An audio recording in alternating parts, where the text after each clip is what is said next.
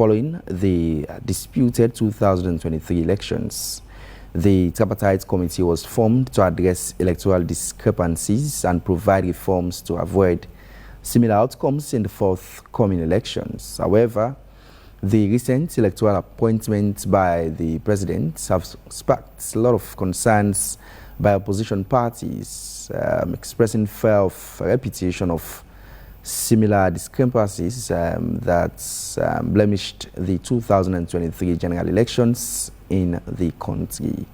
As the roadmap to 2028 general elections commences with barely 3 years to go, this morning we're going to discuss elections preparedness in Sierra Leone. And so we've been joined in the studios this morning by, of course, Albert. Sako is coming from the ECSL. Albert, it's always a pleasure having you in our studios. Thank you for having me. Good morning. We are also expecting a rep from NEW, of course, National Elections Watch, in the studios to form part of this conversation. But nonetheless, Albert, I know quite a lot is happening currently at the ECSL.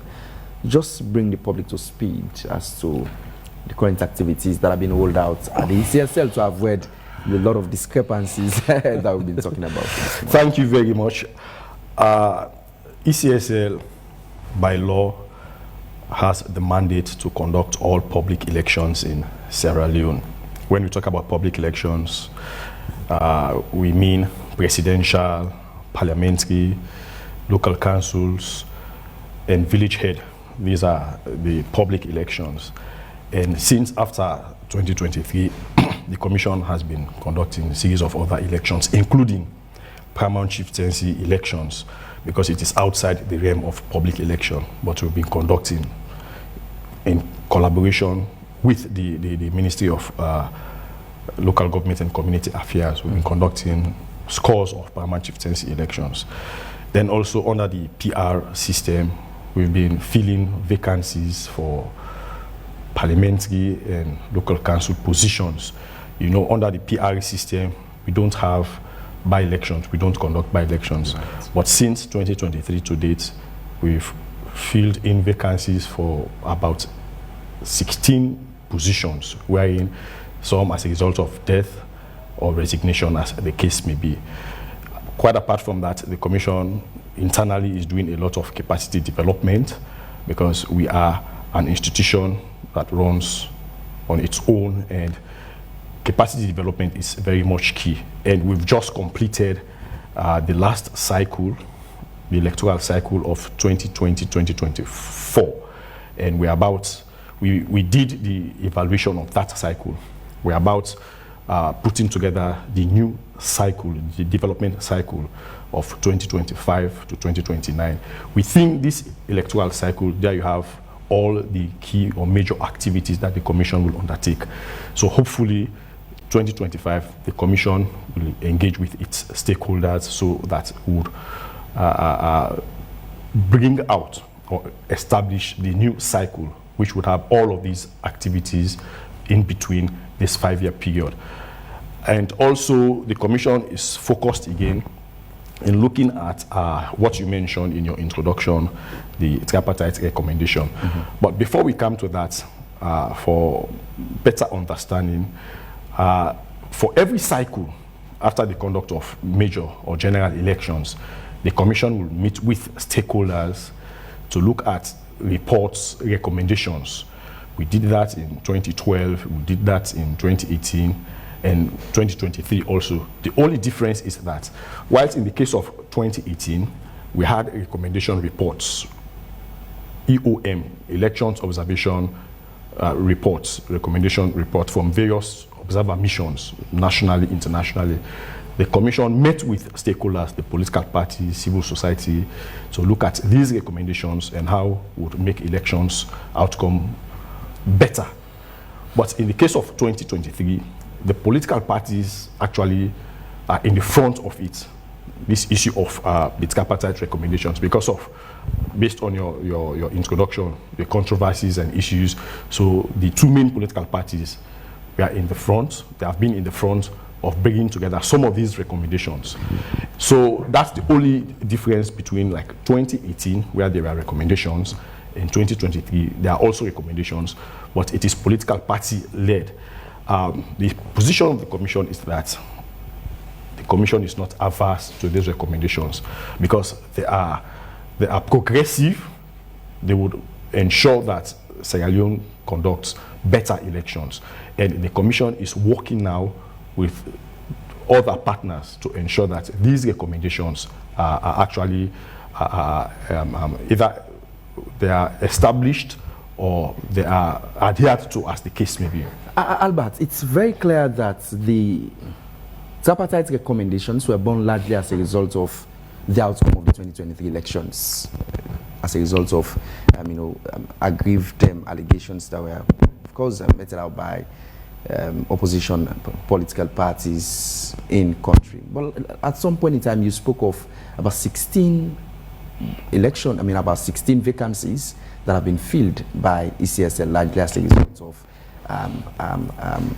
either death or whatsoever might have occurred in these constituencies. In these localities where these individuals were used to represent. But again, I remember at some point in time, one of the skirmish that seemed to have occurred within elections in Sierra Leone surrounds constituency 110. We all know what occurred there as a result of by-elections. Would you say, because of the PR system, the lot of tension that people used to see seem to be a thing of the past in ECSL's working? Well, based on the existing records, as I mentioned, about 16 vacancies have been filled. If you can compare, the PR system relatively is easy to manage and issues of tension don't arise. For example, in Kaine district, you have for council, we have made we have filled vacancies. Freetown City Council, in fact, Freetown City Council about 2 or 3. Kenema City Council, we've also Konadugu District Council, Bont District Council, and all of these places. So, right across the country, because of the PR system, the Commission is able to, and it makes it easy because we don't start the process. In 2023, when nominations were held, political parties nominated their candidates, so to speak, the substitute. So in this PR system, if there's any vacancy, we go back to the list. The person that is second on the list, yes, will attain that position. So we have been doing that. But of course, we've not had anything about violence because there is nothing like that, because there is no by-election, there is no tension, not even less, there is no tension. And also the issue of saving state resources. So with the by-elections, there would have been expenditures in such regards, or the issue of political tensions here and there. But since 2023 to date, about 16 vacancies for MPs as well as councillors. These vacancies have been filled by using the PR system method, which makes it seamless or simple as the case may be. So far, so good. The Commission has been able to manage that. Many do consider, when I say many, I mean from the main opposition, from the opposition, not just ABC, but other political parties that contested the elections. Many considered the election to have been flawed. Where do you think the PR system got it wrong, as we talk on recommendations going forward? Well, in Sierra Leone, we have 2 major political systems. When we say political system, it simply means the method by which, when votes are cast, how those votes are transformed into seats won. That is the method. That's the electoral system. We have like the presidential type of electoral system where you have the majoritarian, 55%, or the first past the post, or the PR system. So these are the various systems. 2023, we used all of these systems. For the presidential, we used the majoritarian, 55% system. Whilst for MP, parliamentary representation, and local councils, we used the PR system, whilst for chairpersons and mayors, we used the first past the post. So apportioning blame to just the PR system for 2023, that would be unfair on just the PR system. Because even for the presidential, it was not PR system. Then for mayor and chairpersons, it was not. But however, these are all the electoral systems that were used. There were allegations, but these allegations were never proven. They were not proven because it is only the court that will state that these elections were not free and fair, as far as the ECSL is concerned, by our estimation. But ECSL withheld the disaggregated data, which they failed to provide to the public. Well, the issue is, let us go to what the law provides. Is disaggregated data in the law? No, it is not in the law. But to ensure equity? Well, the issue of equity, you can talk about it, which is fine. But most times people think about or talk about best practice, equity, and forgetting about the law. Equity follows the law. What we are saying is the law is the law. And if it is the law, let us maintain the law. Most times, what ECSL is supposed to do regarding the law, ECSL did. But most people are saying now, you should have done this. We don't go outside of what the law states. However, if somebody feels aggrieved, that person should have gone to the court. Then the court would have implemented equity to say, okay, ECSL do X, Y, and Z. But if you are not ECSL, if you tell ECSL to do A, B, and C, then it means you are impugning on the independence of ECSL. And whilst ECSL as an institution, we only do what is in the law. But we know there is a committee responsible for bringing into fusion the recommendations in the tripartite report. How far has the ECSL gone in adhering to some of what is being stipulated in, let me know, the recommendations? Yes, a lot has been done. Some are ongoing. Some are yet to start because, as you mentioned, we still have about 2.5 to 3 years more to the polls. Some are administrative. Some are logistical. These ones will be done later. But the key ones, they can be put into various categories. We have administrative ones. We have legal recommendations. Even within this legal, they are into two subcategories. We have constitutional provisions, we have statutory provisions. Statutory, these are the ones that are in line with the Public Elections Act of 2022. So if there is going to be any recommendation in that regard, we will have review of the law, the 2022 Electoral Laws Act. These are statutory provisions. Whilst on the other hand, we have constitutional provisions. But the Commission is working with the Office of the Attorney General and Minister of Justice because they are taking the lead. It is only after these recommendations, they become bill, they go to Parliament. When they are passed in Parliament, then they become acts or law, as the case may be. But for the other administrative arrangements, let us look at recommendation 1, which is very much key. The issue of consultation policy. It is so key that because the political parties are of the opinion that the Commission is not consulting with them, or what is the level of consultation, as the case may be. For us as ECSL, we have modes of consultation. Like we have what we refer to as PPLC, Political Parties Liaison Committee. We meet every 2 weeks. We consult. We engage. Because that engagement is part of the consultation. But according to this recommendation, it states that we should develop a consultation policy. The Commission is not averse to that. What the Commission has done is, there is now a draft. Very soon, we'll bring out this draft to our stakeholders so that they also will make their own input. It is key because if there is a consultation policy, it will influence or impact so many other activities. For example, what is going to be the consultation level, the level of consultation for nominations, for registration, for elections results management system. So the consultation is key. If there is a draft now, very soon the Commission will bring that out to, or rather present it to the stakeholders. Apart from that, we also have regulations, series of regulations that the Commission will put together. These regulations would assist. You know, whatever we do in the conduct of elections, we have the mandate from the laws of Sierra Leone, whether it is from the Constitution or the Public Elections Act or any other regulation. So these regulations, we have to put them into actual mechanics, that is the day-to-day activity. So whatever we do as a commission, we should work within the confines of these laws. So these regulations are also key. But of course, these regulations, after we would have established them, would have to do consultation. So you see how the consultation policy is key. That is why it is number one. Apart from that, we have other reviews. Key is recommendation 6, the functional review of ECSL. I was just perusing through that function. But again, as you mentioned consultation, I know it is the responsibility of the president to appoint the head of the ECSL and also commissioners who served in various capacities. But this has ushered in controversies of recent, with the recent appointment of Commissioner, I suppose, Eastern Region, and that of even the acting ECSL head. There's been a lot of talks from the opposition.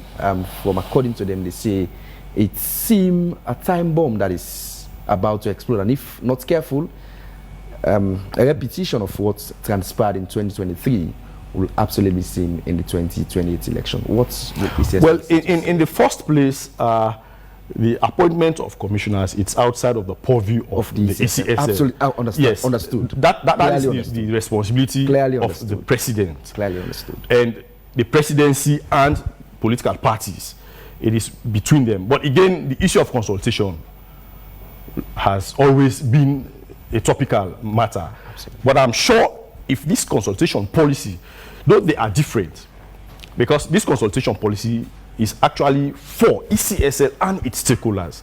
It's not the consultation policy for the president dealing with political parties. But from the experience, after we would have got this consultation policy for ECSL and its stakeholders, I'm sure it will influence the aspects of elections moving forward. But by and large, the issue of consultation, it has always been happening. But it is the manner or the satisfaction. But whatever consultation that the ECSL does would have to be within the confines of the laws. For example, we would meet with the political parties, we would meet with stakeholders, we would agree at some point. But it is not because we did not agree, meaning we did not consult. Because whatever agreement within that consultation should be within the framework of the laws that govern the conduct of elections. The ECSL has critical roles, in its function towards elections that have been conducted within the country. And these tripartite reports, just as you mentioned, recommendation 6 speaks to a review of the function. How flooded were the system? How flawed were the system? Were the functions of ECSL that one will say needs to be reviewed at this particular moment? And what's new ahead of the 2028? Well, as I mentioned earlier, for every cycle, we'll look at the functionalities and the viability of how departments function within the Electoral Commission. Like, for example, in 2007, we only had 3 departments. In 2012, it became 6 departments. In 2018, it went up to, in between those periods, it went up to 15 departments, depending on the emergent issues. For example, we now have Department of Inclusion that is basically focused on gender and disability issues. So institutions, that's the reason why they have their strategic plan. They will they will foresee some of the emerging issues and how they will plan their strategy to ensure that they conduct they are able to undertake their functions properly. However, after 2023, this issue of functional review of ECSL has come about. And in the PSRU report, that is the Public Sector Reform Unit report, there is a recommendation that instead of 15 departments, let it be 10. Wherein some departments, because of the overlapping functionalities, should be collapsed and merged again. The Commission is looking at all of these. However, it is not the Commission that will have to implement it. We have the sector that is headed by Mr. Dr. Emmanuel Gaima, who is responsible for some of these reforms. Only that the Commission we were positive enough when the PSRU came. We gave them the necessary information, the details, and we've supported their efforts. Like one of the recommendations of the PSRU is that ECSL is one of the least paid state institutions. So we are happy. At least now we know we are not only there is not only recommendation for the restructuring of ECSL departments and offices, but even the issue of payment of its staff. So you see how all of these recommendations, as you look at them, the Commission has always been very much positive in ensuring that these recommendations come to fruition.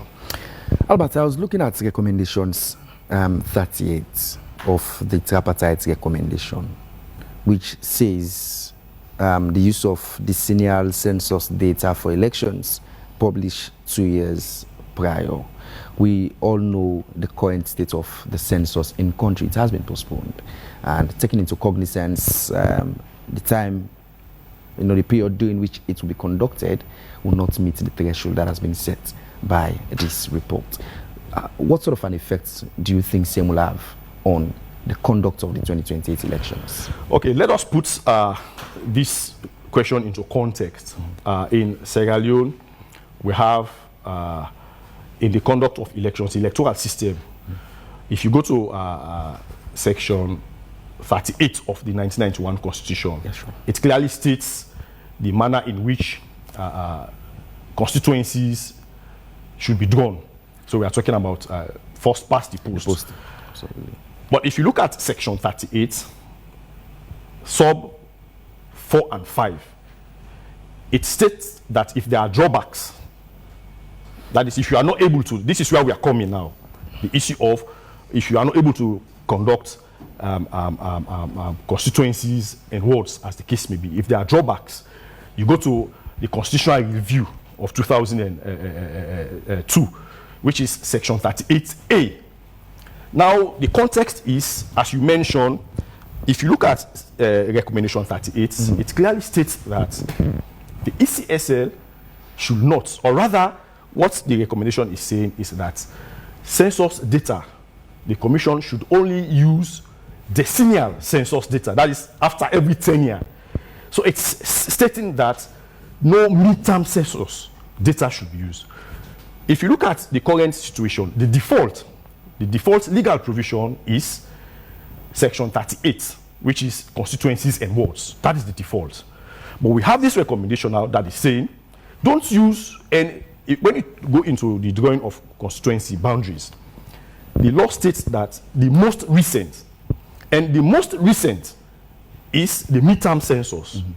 That's the most recent. And this recommendation is saying, don't use, or rather only use decennial data.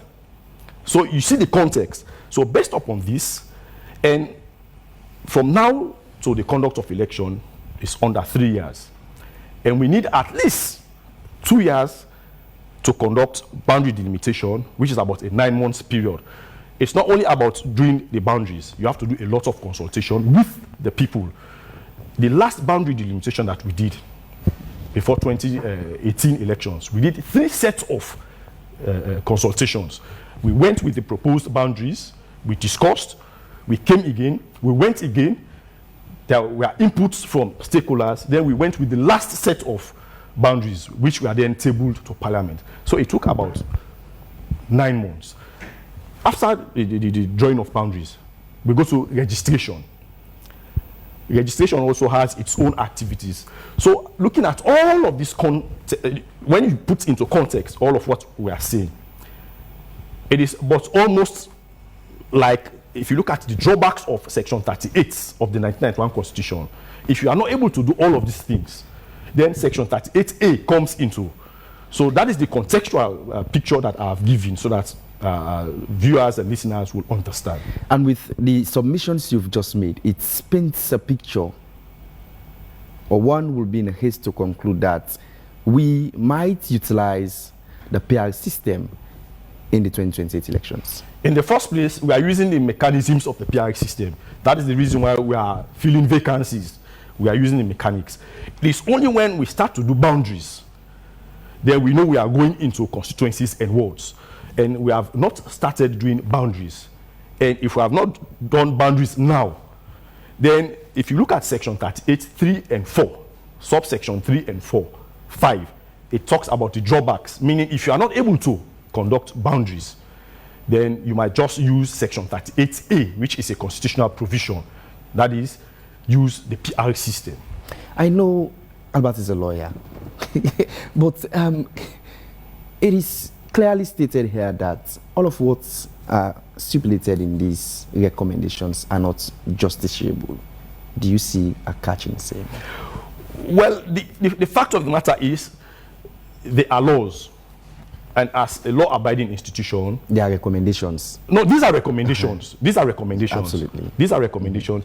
But, you know, because we are engaging, and there is a lot of national conversation going on, so the Commission is also part of these national conversations. And because we know that a lot of legal... For now, all of these recommendations, they are not laws. If we are to conduct elections today, we would use the Public Elections Act of 2022. But because we know that very soon these recommendations will become bills that will go to Parliament, then the Commission is looking at all of this. The Commission also is part of the wider Sierra Leonean community. We are not just an isolated group, but we're looking at all of these efforts that the tripartite recommendations have made, that other institutions have made, that even the Office of the Attorney General and Minister of Justice. So we are looking at all of these ones. We hope these recommendations for them to become law. But if they are not law, they will revert to the existing as they are. How does ECSL react to the issue of trust, which seem to have eroded in the minds of the public, more so on the operations and activities of ECSL? Well, in the first place, ECSL, we have our guiding principles. Under these guiding principles, we have integrity, we have professionalism, we have accountability, to name but a few. And all of these principles, they tie down with the issue of trust. But again, the whole thing about trust can be perceptive. If you have two people, one say, I trust you, the other one say, I do not trust you, then it is the perception of both parties. And down the years, it has always been like this. Not only now, in 2007, when a party wins election, there is trust. The party that loses that election, we don't trust the ECSL. The same for 2012, the same for 2018, even 2023. So in most cases, let me use this analogy. In the school, when somebody gets 90%, he will say, I'll partage the exam. But if the person fails, the teacher failed me, so to speak. So basically, it's a matter of what the person feels and the issue of perception. It is like your word and my word. Even if somebody says, I don't trust you, there's somebody else who will say, I do trust you. So, but the only thing, how it is determined is when issues of trust, issues of discrepancies, issues of mistrust, per se, when they go to the court, it is the court that will determine. But if issues don't go to the court, if somebody says, I don't trust you, I will simply say it is perceptive. Because if somebody else says, I do trust you, there is a matter of what one person says against what another person has said. Now let's talk on the issue of communication gap. Of course, you're already utilizing a medium, and in all of what we're discussing, what ECSL says remains the gospel truth in terms of elections in Sierra Leone. How far have you gone in terms of educating the public as to, of course, the recent reports that were launched by the ECSL, among other things? Because the public seem blind as to even the reports, the recent reports. How is it by the ECSL? Well, the tripartite report, it is not our responsibility. I mean, not just the tripartite reports. Well, in the first place, just let's establish what you've the premises that you've made. In concluding in that regard, whatever we do, for us, it is within the law. It can only be tested or contested in the court of law. Then it can be otherwise. So, in actual fact, as you see, whatever we do or say, it's the gospel truth. Unless it is contested in the law, then it is only the court that will say what you have done is otherwise. So basically what we are saying, whatever we do, mind you, we have various publics. The most important public that we deal with are the voters. And if you want to test the level of trust that the voters have, let us go to the elections, the past elections, the percentage of void votes. That tells you it is less than 3%. It is less than 3%, which internationally, I mean, that is the normal, the agreed percentage, less than 3%. So that tells you we are communicating with the public, that is the voters, who are the most important. Of course, engagement with political parties is a different ball game. Even if you engage with political parties 10 times in a day, they will still disagree with you, and they will still say you have not engaged. There is no information that is being shared. So it is how we go about it. For us, the information is what the public is supposed to know. That is electoral education, how to vote, where to vote, and the processes that are involved. But of course, when we change the stakeholders, when it goes to political parties, we have the engagement. The engagement there is we can consult, we can educate them, but it is left with these political parties to accept. Like one of the challenges of the past electoral cycle was the interpretation of Section 92 of the Public Elections Act, the issue of disaggregated data or summary of data. If you go to Section 92 following, it talks about summary of data, the election results summary. Some people are saying those summary, they interpret it as it should be disaggregated data. There is nowhere in the law that talks about disaggregated data. So even if you give so much information, but the mindset is key. Even when you say it is A, somebody will say no, it is B. But for us, when we have said it is A or D or F, as the case may be, if you contest it, it is only through the courts that the court will tell us that something, or rather otherwise. So much comes to mind when Albert does say ECSL believes in the law, when in actual fact we've heard from ECSL over time telling people to go police, when in actual fact it seemed contrary. It seemed much more rhetorical as to what you're saying here. Well, we should note that the police also is part of the justice system.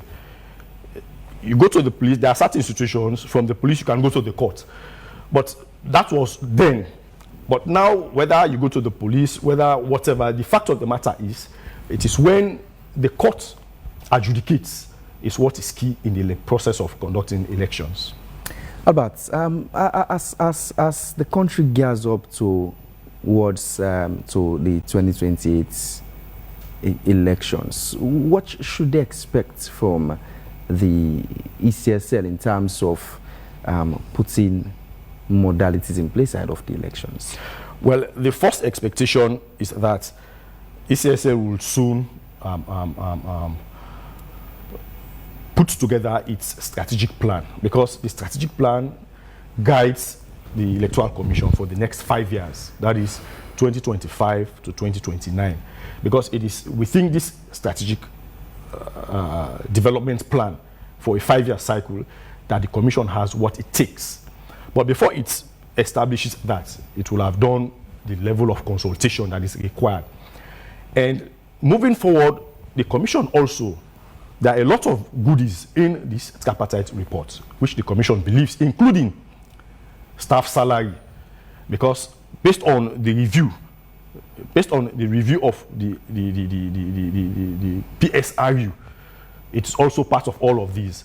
Moving forward, the Commission has its mandate to conduct elections and every other thing that is related to the conduct of elections. So moving forward, be rest assured that as a commission, we work within the law, and as we modernize, as we move on, the commission will look at things that are good, things that work well in 2023, things that did not work well, how we can improve on them. But the strategic plan, 2025 to 2029, will encapsulate all of these things. Many people have been talking on issues of transparency and accountability of the ECSL. How do you think, with the recommendations set out in the tripartite, how do you think these issues or these questions that have been raised by the public over time with regards, of course, independence of the ECSL, being transparent and accountable, are resolved? Okay, let me also put it into context again, transparency and accountability with regards to the conduct of elections. We have 11,832 stations nationwide. Transparency and accountability is demonstrated at polling station level. After the conduct of elections, polls are closed. We do counting. That's accountability. Counting of votes. In the open, results are registered in the RRFs. That's accountability and transparency.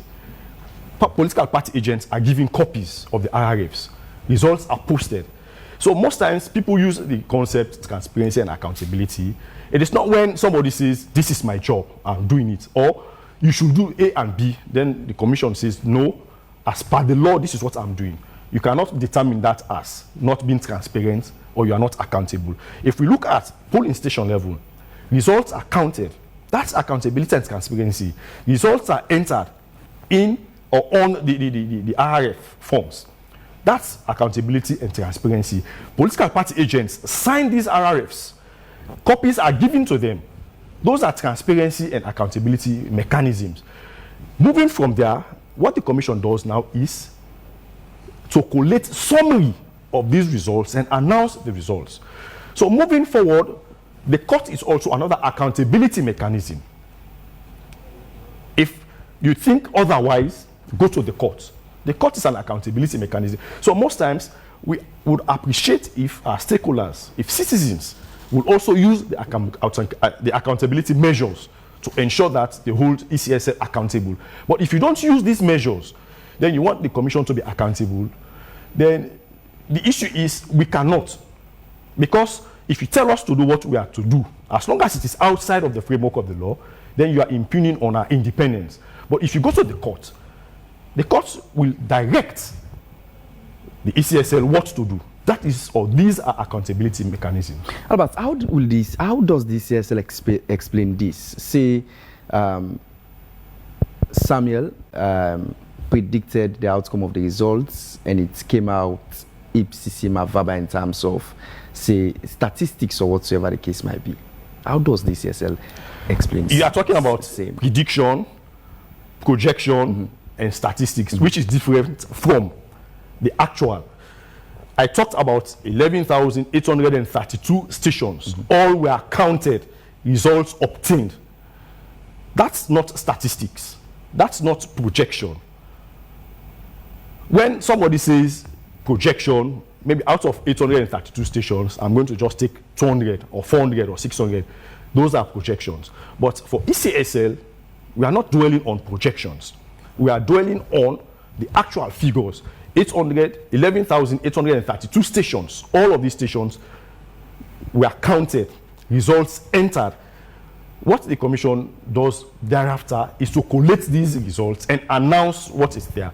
So it has nothing to do with projections and statistics. Basically, that's the part from the part of the ECSL.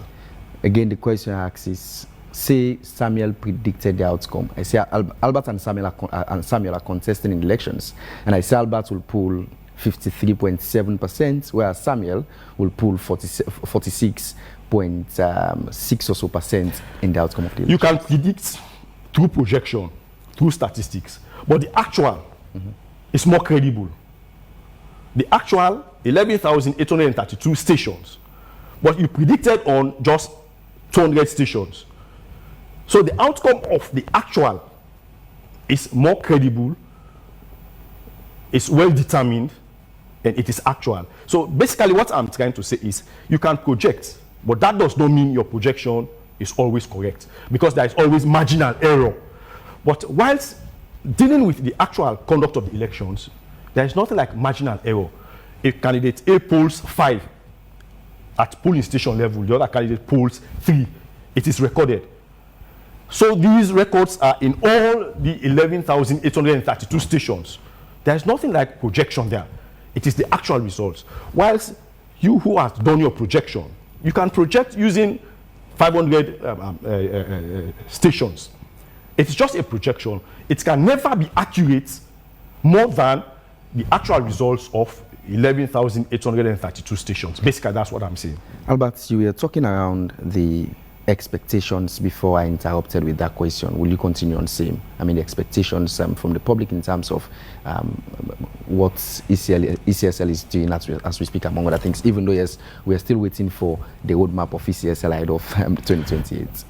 The issue is we are still conducting elections. As I mentioned earlier, we have conducted close to 50 permanent chieftaincy elections nationwide. These are Sierra Leoneans. These are localities, whether in wards or in constituencies. And because we are conducting these elections, they are credible elections. So the issue of expectation, as far as Sierra Leoneans are concerned, we are doing a job. It's a matter of perception, how it will look like. For example, since 2023 to now, we have conducted a lot of paramount chieftaincy elections. We are using the same or similar provisions in conducting these paramount chieftaincy elections. We are using the ballot boxes, the same style ballot papers. We are conducting elections. People are winning, others are not winning, as the case may be. So basically, when you talk about expectation, it's not that after 2023, ECSL has not conducted any elections. But basically, even with the conduct of paramount chieftaincy elections, it's part of the issue of well, how far is ECSL going? So basically, we are doing fine. We hope to improve. Usually we say we always conduct good elections, but we hope to conduct better elections. So those are the reasons why, when you look at the recommendations, the tripartite recommendations put forward, I mean, the Commission will be very much happy if some of these recommendations are passed into law by Parliament, because it will help the Commission to conduct progressive and credible elections within the law. As you talk of recommendations, it draws to mind a lot of concerns that were raised by the two major political parties in the country. Whereas one was saying there were no polling agents in most of the centers for their party to represent them there, and the other was also crying the same foul, saying Bombali and that of Bo district. I think the recommendations also speak to say. Now, let's put it into context again. According to our provisions, the regulations, the procedures, political parties are given the opportunity. We accredited all political parties, in fact, 2 per station. Sure. So whether political party agents are not in the stations, it's not our responsibility, because we accredited all political party agents. We accredited them. Besides, the law states that even if there are no party agents, the elections can still go on. Even if it is one party agent, the elections can go on. Apart from that, we did not only accredit political party agents, we also accredited observers, the media, even the voters that are there. They saw all what transpired. So basically, at polling station level, we have various personalities, various sets of persons. You can be a voter, you can be a political party agent observing the process, you can be an observer, local observer or international observer, you can be media. So we have various sets of persons. But if one party is not there, I mean, it does not invalidate, or it does not actually create any, like, whatever that transpires. The law states, it's in the law. Even if we are doing elections, if no party agent is there, let's take for instance, at 7 a.m. in the morning, polls are about to start. If party agents are not there, if we have 10 political parties, none of them sent agents, the process is not going to stall. We are going to continue. So it does not mean because a party agent is not there, that means the process is not credible. There are other party agents, besides the observers, we have the media there also. Albert, we've had a couple of messages on our Facebook page. We'll see ways to go through just a few, and then we'll continue with the conversation. First off is from Mohamed A. Kamara, who says, Mr. Commissioner, can you please tell us in which parts the constitution or laws which says when counting is on, commissioner should announce the result? Mr. Commissioner, according to the 2022 election, etc., after voting, how results should be transferred or moved to the final stage before announcement should be made.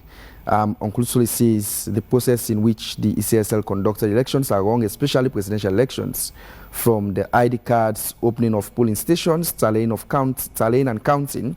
We want to see ECSL conduct an election like Ghana and Liberia, where the losing aspirants will accept defeat before the election commission announce the results. We can do it if we can be transparent. Suleiman Kamara says, you're on point, sir. Mr. Albert, respect. Abdul Kabu says, the truth of the matter, APC wasn't having party agents at many polling stations, hence they cannot justify that they won the election and no evidence to go to court. Abdul Tijan Kabu says, why has ECSL not posted the results in their website up till now? Lamin Denke says, collate results at district, regional and national before announced, but they didn't follow that procedure as per law. Abdul Tijan Kabu also says election results are not reached in polling centers but in the tally center. There was no transparency in the tallying center. A lot of questions. Lamin Denke also says ECSL doesn't want anything that is transparent as far as results mechanisms are concerned. Just project the results in front of observers, but they refused. We have a number of messages. Maxwell Kamara says, good morning, AYV. My question is why ECSL creates a communication gap between the commission and the public after the 2023 elections. We expect the director of communication in the studio to come to the public and educate the public on the laws they are working on as a commission and explain clearly the outcome of the elections. A lot of messages on our Facebook page, but let me take this one. It says, it's from Mosdi, it says, the simple fact of the matter is the ECSL is a default political party. Depending which party is in power, determine the color of the ECSL. As it stands at the moment, the color of the ECSL is green. The only difference with that of the previous election is like the green color seems to want to be reneging on the electoral pattern that has been going on since 1996. The pattern is what the citizens have considered to be the two term between the two parties. Until and unless the citizens of Sierra Leone are ready, willing to show their patriotism more to the country than their party, the story will remain the same. An opinion from a patriotic citizen. Jesus in Bobo says, a lazy farmer always cries with his tools. APC didn't do their work, their homework, well before the 2023 election. I think those are the messages we'll take for now and allow Albert to respond. We might take another set of messages, but these are the messages we can take from Albert. You can respond to them as we move on. Yeah, thanks to the contributors. Let me start with the issue of counting is in progress, results are announced. It is a possibility as far as the conduct of elections are concerned. If 90% of the election results have been counted, there are remaining 10%. But in the process, if the margin between the winner and the one that is closest, the one that is closest as in second place, if the margin is more than 10%, then the ECSL or the Electoral Commission will announce the results. So it's a possibility. You cannot announce results where the margin between the winner and the one that is closest to the winner, or the winning candidate and the one that is closest, the margin is so small.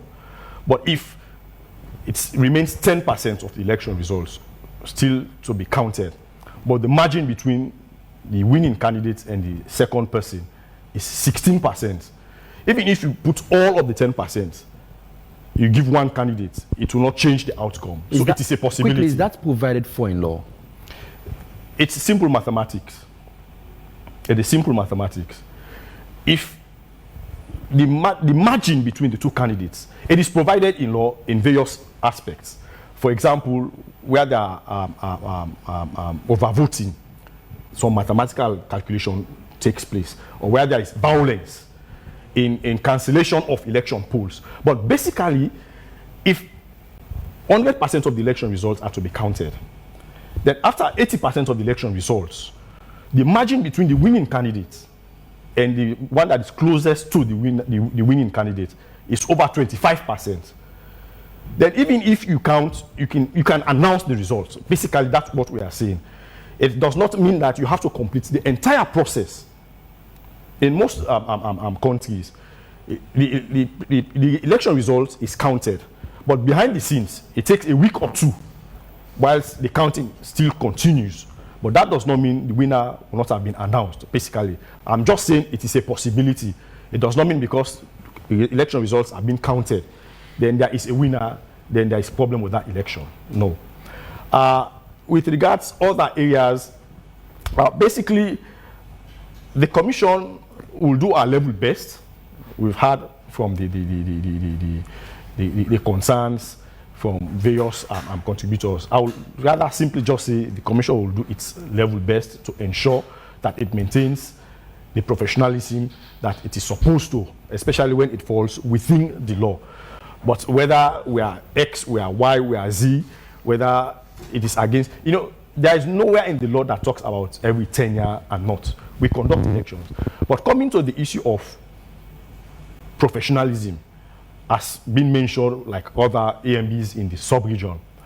For the past 20 years, for 4 cycles, Sierra Leone, we've conducted elections where opposition party wins an election. The ruling party becomes the opposition. It has happened twice. That tells you, as an electoral management body, our focus is not about who wins the election. Our focus is how we conduct the polls. Who wins is not our concern. It is the people of Sierra Leone, those who vote. That should be their concern. For us, our concern is at 7 in the morning. Are all the polling stations opened? Yes. Are the ballot papers in all the polling stations? Yes. Have voters been given the opportunity? Yes. Have we counted the votes? Yes. We've announced the votes. Who wins is not really our concern. It is but the process. That is the reason why if there are a lot of issues, logistical, those are our concerns. Whether it is logistical issue, administrative issue. But when it comes to the will of the people, it is not the ECSL. The last 20 years, opposition has won, government becomes the opposition. It happened in 2007. It happened again in 2018. So that simply tells you the focus of who wins is not the ECSL's concern, but rather how the process is managed. Drawing from the existing realities on the ground and drawing from the already laid premise you've made in the studio this morning, on a scale of 1 to 10, how will you rate the ECSL operation over time until date? You are giving me my paper for me to mark it. It's 10, over 10. I mean, that does not mean we don't have challenges. Anyway, I mean, there is nobody in life, there is no institution, I mean, that does not have its challenges. But as far as the conduct of elections, most times people only look at the outcome of the elections. Because I did not win, the election is not credible. Because I've won, the election is credible. For us, no. We look at the processes. For example, participation. How many people participated in the process? We are there, persons with disabilities. How many women? Was the process transparent? Transparency is, did people go to the polling station? Did they participate? Did they actualize their rights in voting? That is the process. But most times, the rest of the day, everything is normal as far as people are concerned. But when the election results are announced, then people come back to say the election process is not credible. But we have a lot of other areas where you can look at it. Not only on the point of view of who has won or who has not won, but rather, let us look at it from the point of view of various other areas. Basically, that is what we are advocating for. If you are to judge the Electoral Commission on the scale of 1 to 10, don't judge based on who has lost or who has won. Definitely, you will not get the answer. But rather, did we open all our stations? Yes. How many people voted? Did we make available, even when there are challenges, For example, in 2023, we had challenges in Western region. Stations did not open on time. We acknowledge that there are logistical challenges. But the fact of the matter is, what did we do?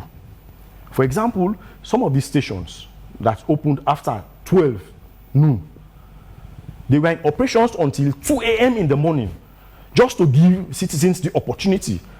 Some people will say the elections did not open after 4 hours, but even after close of polls, 5 p.m. Elections continued. People voted until 1 a.m. Election results were counted 2 a.m. in the morning. So even where there are challenges, it is how the commission will put together mechanisms to address these challenges. These are the things that you will range in a scale of 1 to 10. So based upon that, we can say it is 10 over 10. Albert, as we see ways to round off this segment, the other day I heard two members of parliament from the political divide, one of which was an independent candidate in his first term in parliament, Honorable Quintin, and the other, Umfa, who was also a beneficiary of the constituency elections. The question is, does the PR system cause instability? And again, does the district block system consider independent candidates? Well, we have the regulations, the Public Elections Act, District Block System Regulation 2022. It makes provision for the participation of independent candidates. It is not only political parties, also for independent candidates. In Sierra Leone, it is only for election for president that independent candidates cannot participate, but all other elections, including the PI system elections, that is for MP as well as councillors, independent candidates. Unfortunately, from the data we have, no independent candidates actually emerged as victor in any of the areas, but there is provision in that regard. On the issue of instability or not, well, I don't know the context in which the two honorable members of parliament were discussing, but when we talk about instability in the conduct of elections, the PI system is more placed to avert instability than the first past the post. Like I mentioned earlier, since 2023, we've conducted about 16. Well, not conducted, we have filled in vacancies for 16 positions. The recent is even Honorable Member of Parliament, the Honorable Member of Parliament, one of the Honorable Members of Parliament from Kenema District, who passed away. Then that position has been filled in by another in the line. So through the PI system, if what they understand by instability, then the PI system does not, because it's just a matter of filling the vacancy, as the case may be, which you have done seamlessly. Whilst on the flip side, if it were a constituency-based award, as the case may be, from records, from history, we've had tensions with these types of elections, basically. So if it is from that perspective, then we'll say the PI system does not, or rather averts instability. With that being said, we say thank you so very much, Albert Massakoy, who is the Director of External Communication. It's been a pleasure having us this morning. Thank you. As always.